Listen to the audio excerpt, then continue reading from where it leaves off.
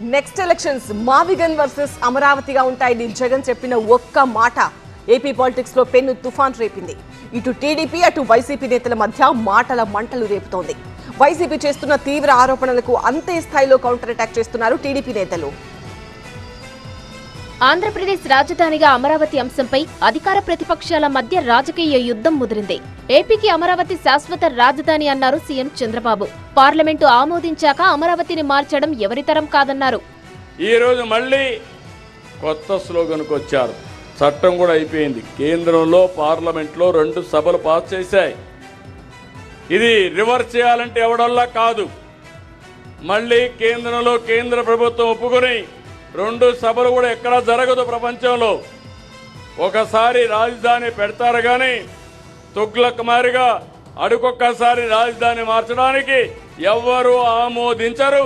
రాజ్యాంగం ఆమోదించదు. మన ప్రజా రాజధాని అమరావతి.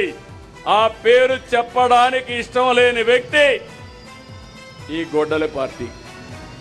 ఎందుకు? దేవతల రాజధాని. అతను మ్యావిగన్ అంటే వ్యాటికన్ కావాలంటాడు. ఏంటి నీ పిచ్చాట్లో? రాజధాని అమరావతి పేరుతో రాష్ట్రాన్ని అప్పులపాలు చేస్తున్నారని మాజీ మంత్రి పేర్ని నాని మండిపడ్డారు. అమరావతిపై జగన్ అడిగిన ప్రశ్నలకు ప్రభుత్వం ఎందుకు సమాధానం చెప్పడం లేదని ప్రశ్నించారు. అమరావతిలో జగన్మోహన్ రెడ్డి గారు వేసినటువంటి సాక్ష్యాధారాలతో కూడినటువంటి ప్రశ్నల పరంపర, ఒక్కదానికి సమాధానం చెప్పడవడు. ఎప్పుడు పూర్తవుతుంది నారా చంద్రబాబు నాయుడు గారంటే సమాధానం చెప్పరు. అప్పు ఎంత అవుతుందంటే సమాధానం చెప్పరు. ఈ లెక్క అమరావతి నిర్మాణం ఎన్ని లక్షల కోట్లకి ఇది ఇల్లు ఆగుతుంది, ఎప్పటికీ ఎంత డబ్బుతో పూర్తవుతుందంటే చెప్పరు. మావిగన్ అంటే ఎందుకు ఉలిక్కి పడుతున్నారని ప్రశ్నించారు బొత్స సత్యనారాయణ. అమరావతిలో కూటమి నేతల దోపిడికి అడ్డుకట్ట పడుతుందనే భయంతోనే మావిగన్ ను వ్యతిరేకిస్తున్నారన్నారు. అమరావతిలో అవినీతి జరుగుతుంది, మావిగనే మా విధానం అని చెప్పాడు.